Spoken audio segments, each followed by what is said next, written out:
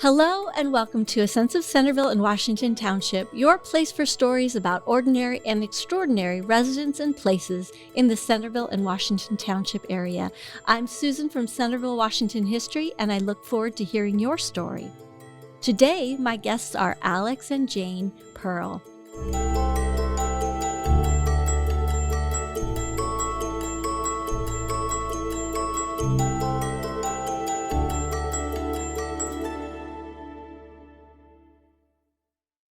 Alex and Jane have been residents of Centerville for 37 years. Growing up in New York, they came to the area when Alex had a job opportunity. The area became their permanent home as they became involved in the community. Alex currently serves as one of the commissioners to the Centerville-Washington Park District, and Jane is an avid genealogist. Both of them volunteer with Dayton History at Carillon Park, and they recently became members of Centerville-Washington History. So welcome to both of you. Thank you for being here today. Thank you. Thank you, Susan. Thank you. And I felt drawn to you because we're both native New Yorkers, and both of us have found a home in Centerville. So I really appreciate hearing your accents. That brings me home to my growing up in Great Neck. So let's go ahead and share some of your story. Although your story doesn't begin in Centerville, can you share a little bit about the path that brought you here? And we'll start with you, Alex, and then Jane, you can fill in if you have stuff to add. Career opportunities brought us here. And we settled in Centerville because my job opportunity at the time was the director of the Cox Arboretum. And we were looking for a home that was reasonably close, good school district, and we found it. So, and we just have enjoyed Centerville for these many years. We've made our home and our life here. So why move? Yeah, definitely. Mm-hmm. And your degree was in horticulture? That's correct. Yeah. Horticulture, museum studies, yes. Oh, all the fascinating things, all the things I love. So I can understand the theme of where your work has taken you here and your volunteer. And Jane, you have anything to add to that? I wasn't as excited as Alex was to move out here. We lived in a town upstate New York called Rhinebeck, New York, that I absolutely loved. Our eldest daughter she was one of 65. Moving out to Centerville to a class of 500 was a little difficult for her. Yeah. And, but we made our way, and she found her own way. Both our children found their way here. They grew to love it, and it's our home now. And we've only lived in 2 houses here in Centerville, and hopefully we'll be in the house we're in presently until we can't be in the house. Yeah, so that's how we feel about it. Yeah, well, I'm glad it's been a positive experience. It has been. Definitely. So what are the reasons this became a long-term home for you? What are the things that kind of kept you here? The schools, and then kind of establish yourself in the community? Establish ourselves, yes. Both of our careers were here. Mm-hmm. My background is accounting. I was accounting for a law firm for many, many years. And Alex stayed in the field of horticulture, landscape design. Our children became involved, and it was just a good place to live. And coming from New York, an affordable place to live. That's the key. Mm-hmm. Yes, very much so. That's what kept us here, too. Yes. Yeah. Yep. Yeah, we came from California, so this wow. Okay. Okay. I would also add that the area provided us with the cultural growth that we were looking for. So with all the museums, with all the symphonies and orchestras and plays and things of that nature, the universities, the ability to expand our thinking was here. And so when retirement, that phase of our life came about, we said, why move? Mm-hmm. What is there anything someplace else that could replace that or add to it? And we said, no, let's stay here. Yeah, there are great museums. Wonderful, yeah. And when you think about it, like any other big city, it'll take you an hour and a half to get into the city if you're in the suburbs. For us, it takes about 20 minutes, to get downtown and park and get to the Schuster Center or, any place else that you want to go downtown. So let's talk about what got you involved in volunteering. First of all, with the Park District, and that's mostly Alex. We'll talk about. Well, I think community service has always been a part of me. In my working career, I worked for an organization, the Department of Rehabilitation and Corrections. And community service was a very big part of what we did. Not only I was an educator with them, but part of that educational experience was extended out to the community.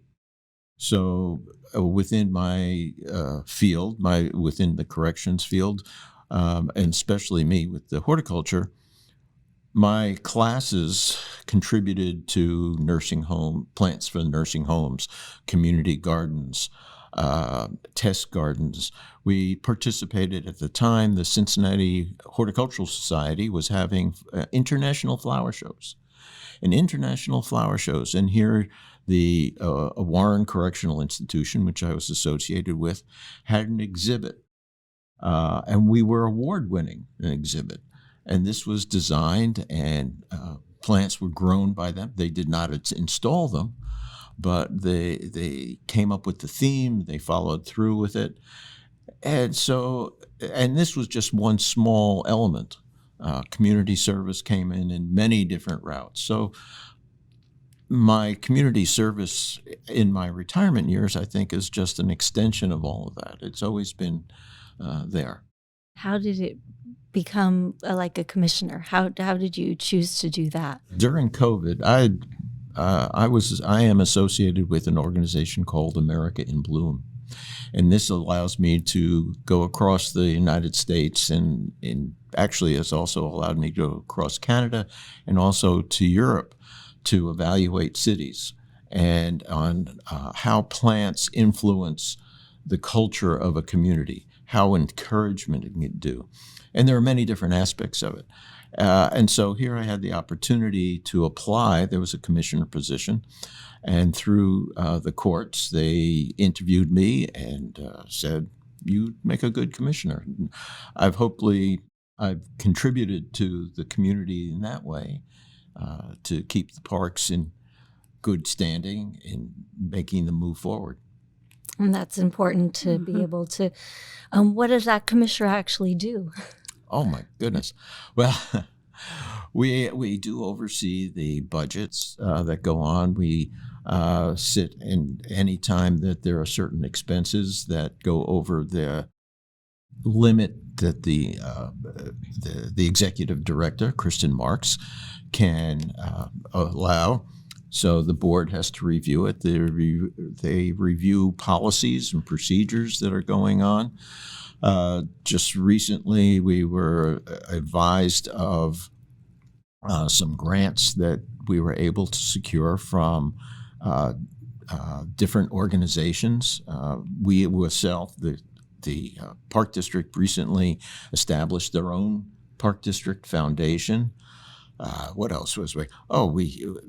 So much goes on behind the scenes that it's a review of that, and part of the watchdog of is what the Park District does and the staff do, is it appropriate? Recently, we were nominated, I should say, for our work with the developmentally disabled, which was very good. We are supportive of scouting, and recently, almost every meeting, we're discussing, or if not already, awarding or recognizing scouts for their exemplary work, Eagle Scouts, and the equivalent of the Girl Scout ranks of that high level. We want to recognize their work to obtain that, and that's very important. Yeah, it's a way that they can contribute to their community. Very important. Yeah, thank you so much for sharing that. Since we're talking about the parks now, do you have a favorite park? I enjoy Iron Horse because I walk every Friday morning with the group there, and it's shaded. I love that reason. Where else do we go a lot? I enjoy Iron Horse. Well, many of the park, Holes Creek, wasn't it? You caught us here for a moment. Yeah, I had to think about it. Holes Creek is another one that is very good. It has the water right nearby. That's correct. Mm-hmm. Not only the water, but it weaves in and out of shaded areas, of open areas. Some of the parks, when you go talking about Forest Field, you can go into the woods, and there's a term called forest bathing. It's just encompassing yourself into the woods, the forest, and letting all your, not necessarily inhibitions, but your thoughts can then be settled. And your anxieties also. Oh, it takes away your that's anxieties. correct. And your senses are, going to that. I'm glad you brought that up, because when it's been a few days that I haven't gone to the parks, I'll notice I will be, a little more tense. And then they'll go, and I'm like, I just need my forest therapy and go for a walk. And it really does. What is your favorite? Well, it's the Smith entrance of Forest Field. Okay, Yeah. the Smith entrance. Yeah. I go there multiple times a week, usually, with my little dog. But it makes a big difference in your mental health. Now, maybe not everybody it works that way, but enough of us that go. And I was noticing that less people are coming. It's not as much of a fight as it was during COVID when everyone was there. And I'm like, my favorite time to go is the winter time, because there's nobody that goes to the parks. And so I'll go and put on my hiking boots and do my hiking when nobody else is there. So it really does make a lot of difference. Do you know how many parks Centerville has? Well, do you know? I hope you know, because I don't. 52? Yes. 52 parks. And there's a challenge, actually 51, sometimes 52. Depending, right? But there's a park district challenge for people, and families have done this, to recognize self. You keep track of it yourself? You keep track of it yourself, to go to every park. Okay. And many individuals have done it. They just enjoy the challenge of going out and being in the park for that time. Some of them are very large, like Billiac Forest Field is a very large park. And yet you can also go to someplace like Robert Mays, which is smaller, or one of the smallest ones, and I wish it's on Far Hills, just north of Ron Road. Yeah, I know exactly what you're talking about, but I can't remember the name of it. Yeah. But it was just a little open space. It's right before you get to Colonial Drive. Correct. And Yes, that's where you're that's talking it. about. Yeah. Yeah, and there's one in the Pleasant Hill Plat that's pretty small as well. It's just a one single loop, but plenty of wildflowers. Yeah. I don't know if they're around now, but yeah. Yeah. Yeah. So in the summertime, there will be a lot of flowers. All right. So let's shift gears. Carillon Park is another way you can contribute to our extended community. What are your favorite ways to volunteer for them or for, One of the things I do is, Alex is a docent. I do special events. I do the Christmas shows. Schools come. We can have almost between 500 and 700 kids on one day. And we organize them in the reception area, and we send them on the directions they have to go, because they're on a very specific schedule. 10 o'clock the schoolhouse, 9 o'clock this place. So we direct them, we take care of their lunches, and they're all over the place. 700 kids at Carillon Park is a lot of kids. And we do that. I do that. Christmas time, as I said, we do the Christmas event. And that gets very crowded. Are you aware of what that is? Yes, we went. We've gone a couple of times at the Christmas, but we brought my whole family. Did the train? Okay. So what do you do for that? I collect tickets. Okay. The first year I did it, I was making molasses cookies out in the Morris house, which was a disaster. And that's a Centerville home. Yes, it is. Yes, it is. In the 50s, yeah. Because we used to be the sous chef for the spring and fall dinners Okay. at Carillon, which means that's a modern term, by the way. right, Sous sous chef. chef. Yeah. We chopped onions and potatoes and We carrots. were workers. We were the workers. Kitchen help. Yeah, Or, yeah. So you've been there a long time, helping and 5, volunteering. 6 years? No, more than that. No, more than actually, that. Yeah. about 13 years. Oh, we that spent. long? God, where did time go? Can I show my picture now? Yeah, this would be a good time. In fact, I'll hold it up a little closer. I don't know if they. Yeah. And that's I'm the person you're with the that. hat. Yeah. Well, with the straw hat. Now I okay? was on the other side. They Uh-huh. didn't want my picture in there. they wanted Rachel's picture in there. That's Rachel Spears, and Rachel is the education coordinator at Carillon Park. She is responsible for the tavern dinners, and that's what we're working on, that particular event. And as Jane says, we were helping out, chopping this, chopping that, making a soup. That was fascinating. Keeping the fires burning. Are they still doing the tavern dinners? Yes, Yes. they are. Okay. They do it Yes. twice a year, once Okay. in the spring and once in the fall. I've never gone. I've got to go. The menus reflect, like in the fall, it's the finishing up of the root vegetables that they have maintained throughout the winter. So you get a lot of stews, you get a lot of that type of stuff. Right. You know, in the spring, it's all new stuff. You know, so it's interesting. It really is. Yeah. Okay. Now I got to go. Yeah. So Well, they're very special. You do need reservations Okay. for it. And they'll have wine, they'll have beer, possibly from the brewery. And if you know the brewery, it's making recipes from the 1800s. So you're getting some real, there's also entertainment. So that I would say sometimes when we're working, as visitors are coming through, and I rightly or wrongly, I claim to be an indentured servant Yeah. to be part of that whole process. and the kids look and say, "What's an indentured servant?" Well, that's part of the history lesson Yeah, that we learned. That is. There were plenty of those. Yes, there were. And you have to wear the costume. And the costume is always the fabric of the time was a heavy cotton, it wasn't linen, but it was a heavy mix. And in the warmer weather, when that fire is going, you are hot. So you get to experience the full. Yes, you do. Because you have to be in period costume depending on who's coming through the park on that day. If we have school children, they want to know what you're doing, you know, and so on and so forth. Yeah, and it gives you the flavor of what it Yes, would of be course. like. Of you know, course. when people are dressed, it kind of makes it more immersive. Yes, To, yes. Why is it hot? Yeah, Yeah, It yeah. really, and the heads are covered too, so your hair's all sweating. Talk a little bit about docent work. there are What many does that mean to you? You're an interpreter. You're telling the story of possibly a historical event or a historical feature. Today, for example, I was in the Wright Brothers Museum.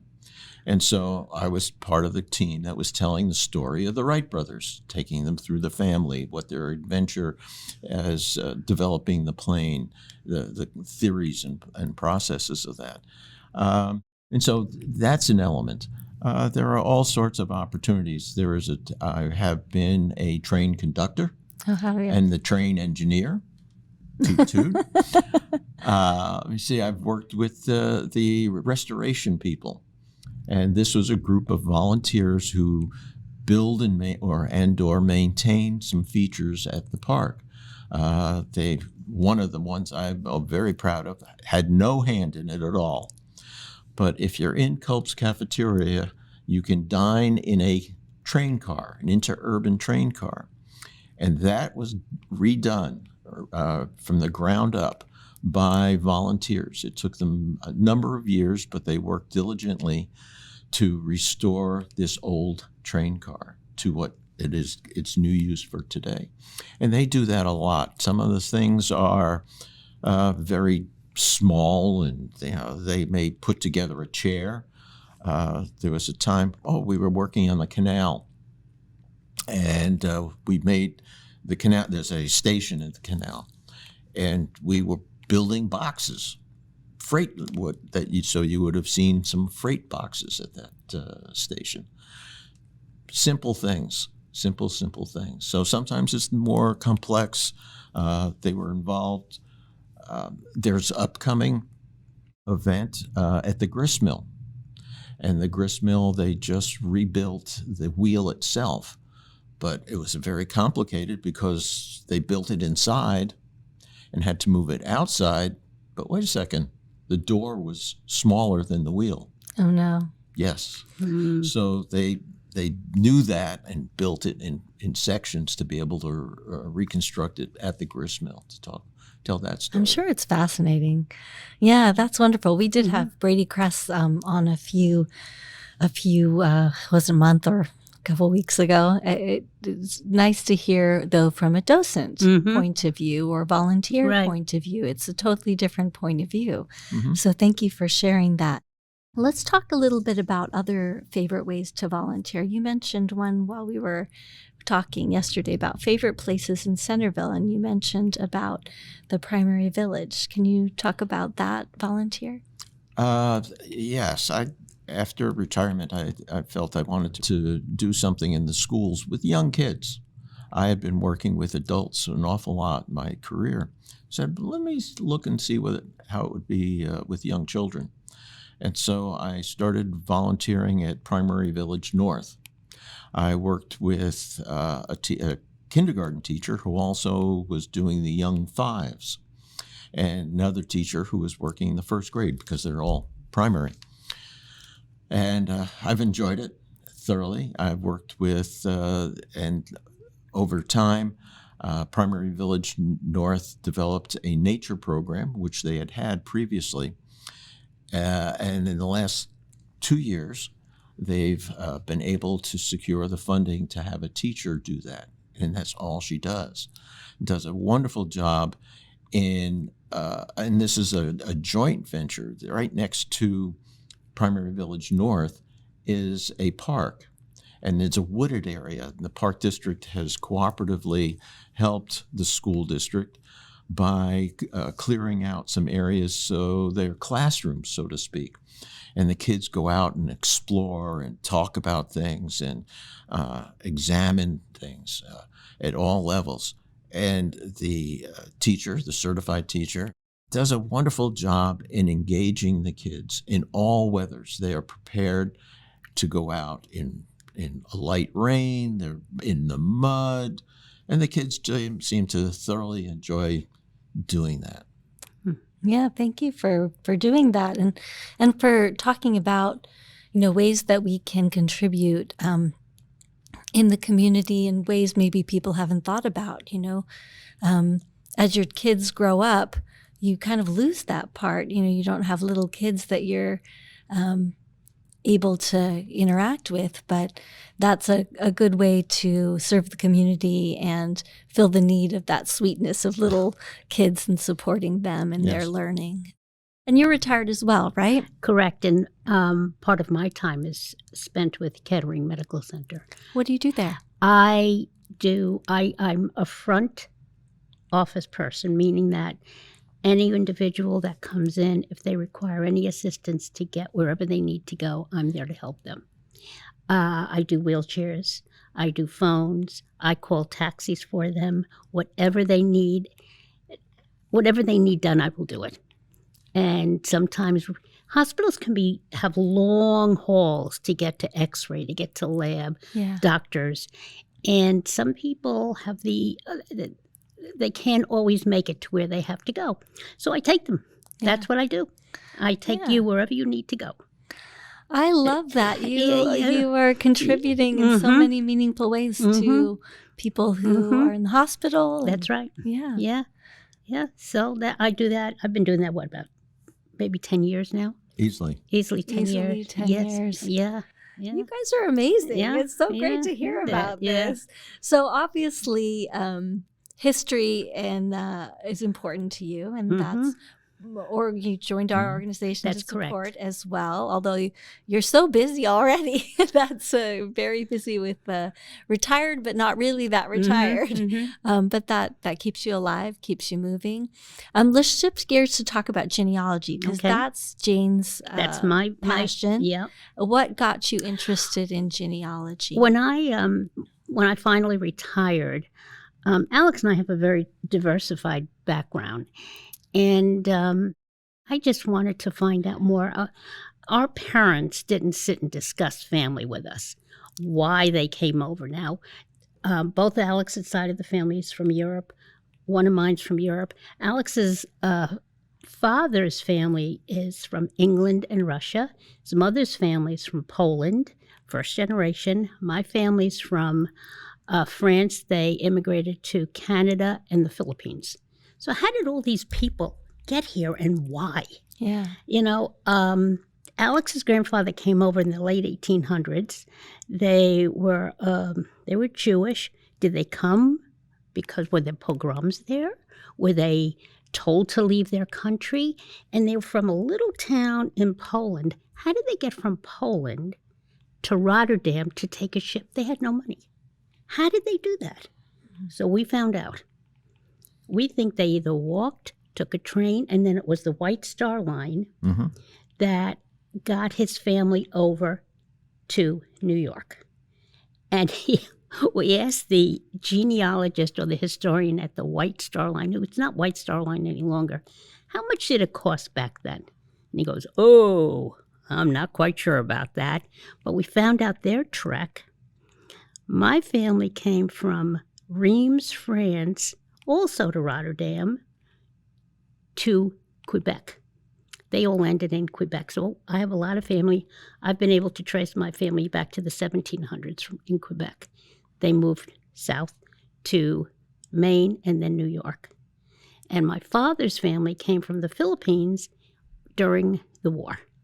So, and they all met in New York. All of these people met in New York. Isn't that amazing? It is amazing. Yeah, Yeah. it really is. And through the work I've been doing for the last 15, 20 years, I've met people in Australia, the Philippines, England, a lot of places in the United States who are part of this extended family. Oh, did you know so-and-so? I can tell you about their family. I have a wall in our guest room. Well, it's my workroom. I have every family tree up there, and I'm in the process of trying to decide how to get them all together and have my children right at the bottom, and the tree goes like that. So that's what we're working on in our spare time. Yeah. Do you work on it too, or is that she's the genealogist? I'm the questioner. Yeah. What's your question? No, Jane does the majority of the work. Yeah. And, You just ask the questions. I ask the questions and she tries to find the answers. Although finding out genealogy, it tells a story about who were you. You walk through Centerville and we have a couple of cemeteries. Who were these people? What kind of lives did they live? How did they influence the community? What did they do in their life? Now, all these are type of interesting questions. And you know better than I think. The cemetery across from Incarnation. Yeah, the old Centerville Cemetery. The old Centerville Cemetery. There is a civil... Revolutionary, yeah. Officer. There's several, yeah. And his wife. Wow. Here in Centerville, we had somebody relationships. I used to walk in this cemetery by Stingley. And a neighbor of mine was buried there, and I'd walk in every day, and then, how you doing? I'd talk to him just to say hello. But I've seen, and there are other individuals in that cemetery who influenced this community. And I think it's worthwhile knowing that. And one of the questions I sometimes ask children when they're at Carillon Park, oh, you come from such and such school. Why is it? Who is that person that the school is named after? And most of the kids wouldn't know. Whether they care or not is another story. Right. Yeah. But that goes back to also why are we doing what we're doing with our family? Yeah. Because how did we get to be the way we are? Why are we doing what we're doing?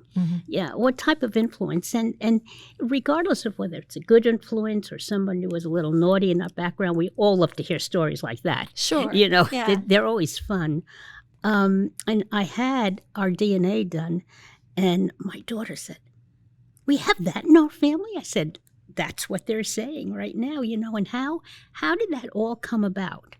Now, there's part of my DNA that, like a third great-grandfather had DNA from the Iberian Peninsula, which is Spain. How did this guy from Spain get over to the Philippines and start a family over there? Was he a convict? Was he a sailor? Was he a merchant? Who knows? But I just think that's fascinating. Mm-hmm. Yeah. And how did he get there? And it's all a part of you. Yes, that's right. That's exactly right. I think that's why people get into genealogy is because, part of you is that person that lived, hundreds of years ago.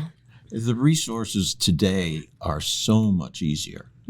Just using the use of the computer and the websites one can go to, whether they're free or you have to pay for.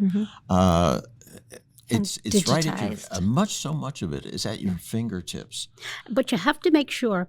I've taken 3 classes through the Warren County facility on genealogy, and she gave me a very interesting hint. She said, check an item 3 times because there's crazy stuff out there. Yeah. You don't know what people are putting out there, or if you look at a lot of the old census, the handwriting is horrendous. Yeah. You cannot tell dates, you cannot tell names, and they're handwritten, they're printed, the script is bad, so you really have to check things. So that I've been using that 3 times, and then I'll say, okay, I'm going to use that. And that's why you have to use more than one source. Yes, we do. When we you're do. Determining things, to see does Yes. this gel? Is this correct? So it sounds like you have a fascinating background. Yep. And also a little bit of understanding of why you got interested in history. That's 'Cause correct. You do have an interesting background, for sure. Are there any stories or artifacts from your family that are particularly meaningful to you? Well, we brought the shawl, Alex's shawl, to The prayer the shawl. dinner that we went to. We have various We have little things. little prayer books. And I guess both sides of the family were really into their religion at the time, because we have a lot of that stuff still, little prayer books, the shawl. And of course I have... look at the cabinet. That that carries cabinet. My father's baby brush. And it was also a common thing for them to have napkin rings. And this is a sterling silver napkin rings, which unfortunately I don't always keep you polished. You don't need that. Oh, okay. I don't keep it polished But enough. that was the cultural thing. Your father grew up in England, so that was the part of how they lived. Oh. Yeah, and something. There's more modern day thing. My father made a curio cabinet, and that is a prominent piece of furniture. It's in the will. It's in the will. It's a prominent piece of furniture. It's a small cabinet that hangs on the wall, but that came from that generation. And I think that from our dinner that we attended at the Historical Society, people brought up so many little things, household things. There was somebody that brought... I brought a hanger. Yes. That's right. That's right. The knitted hangers. Yeah, one of the few things I have of my grandmother made. So I'll have to post that one on the link as well. Yes, I mean there are so many of these little things. There was an elephant. Was it a cigarette case? Yep. So we all gather things. We're collectors, I guess, in some manner, shape, or form, and we cannot eliminate it from our house. Yeah. We cannot at this there's point. A guilt factor. A guilt factor. Oh, definitely. No, you have a guilt factor. I don't. You asked. Here's another one of our family stories. Later in life, my father took up painting, and he enjoyed painting. It gave him great pleasure. Well, on the back of all of his work, he put a statement, part of the Pearl collection, not to be sold. Oh, no. Yes. And so all of our our family and extended family have at least one. You got to take one. When you buy a house, you have to get a painting. We'll give you a painting. So if anybody's out there who happen to be related to me, you got a painting. You got a painting coming. You need a painting. Yeah. I know we do kind of burden each other with our things that you can't get rid of this. It is hard when you get older and, you have nobody to pass it down to or nobody wants your things. At some point, it's all going to go. Yeah, you think about that. I have a soup tureen of my grandmother's. Now, evidently at one time, soup was a very important part of dinner, and they served soup in a tureen.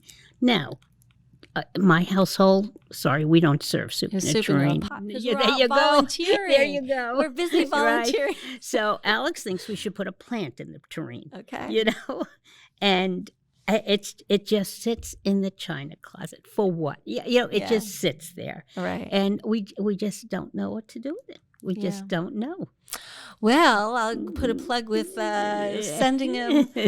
We actually do have a Antique Village booth. Oh, really? At Centerville-Washington History, we have a booth, and we sell things to benefit the organization. So, I'll have to remember that. Yeah. Okay. So, some people send things to Goodwill, but it could benefit the society. Our That's organization good to know. Too. Yeah, that's so good a lot to of know. people do that. If we can get rid of the guilt by giving it, it does help with the guilt because obviously we can't keep all of our people's artifacts and present them. We don't have the storage space, but we can sell it.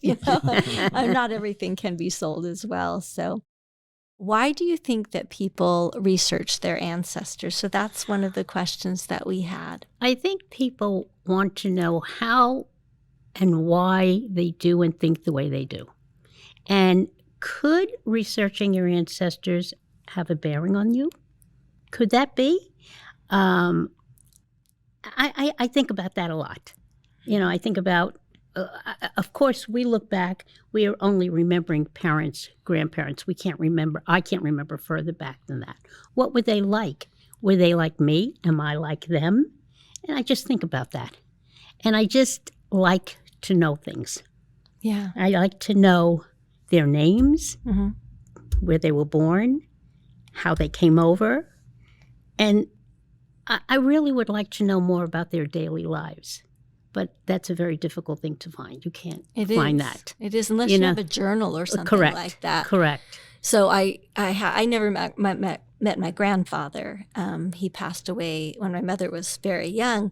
But what was fun for me is, so if you do research, you're trying to find artifacts. So he didn't keep a journal or anything. So I don't have anything like that.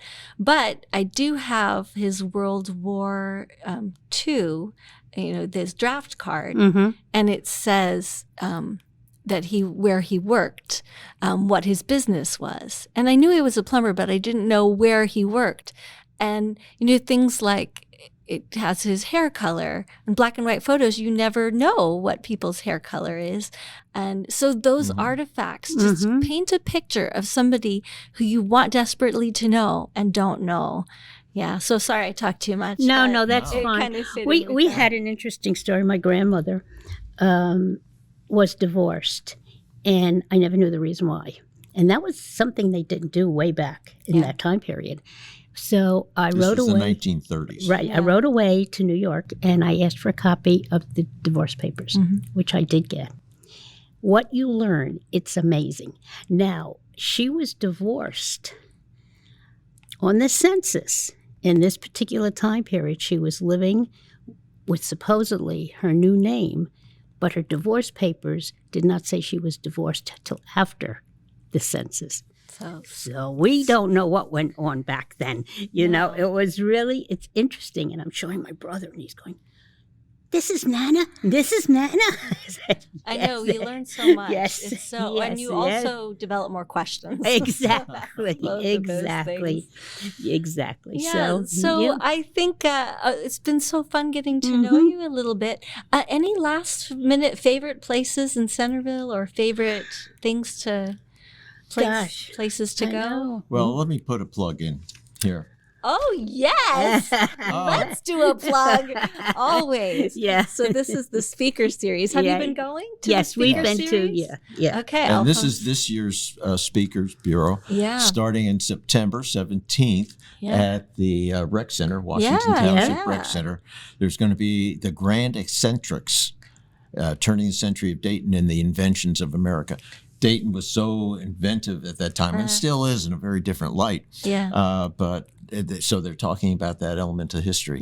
The Historical Society puts together these monthly talks and brings in people with some fascinating points of view. One of the ones that just sticks out with me was about the women the donut dollies. I had just read The Women, and I never knew about those donut dollies until I read it in that book. Yes. That was interesting. Yeah, and I'm not sure, like most of them we do film and put on our YouTube channel. So if you miss them or are interested, I think all of the ones this year will be MVCC comes and helps and sets up the video, and we record them and post them because, people who are interested in history, or if you just want to start, there's a lot of things you can learn. They're not all related to Centerville or even Dayton, but just gives you an idea of what was going on in a certain time.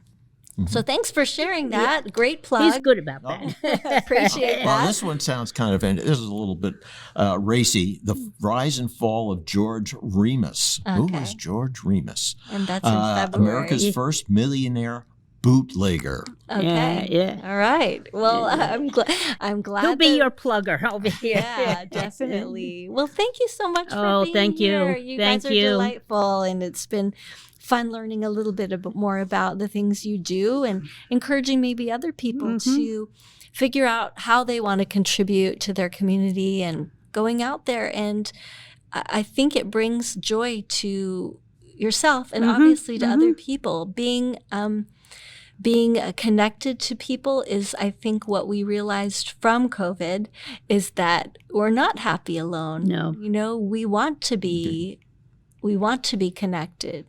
And getting out there and finding a way to do that, you meet the best people because the best people volunteer.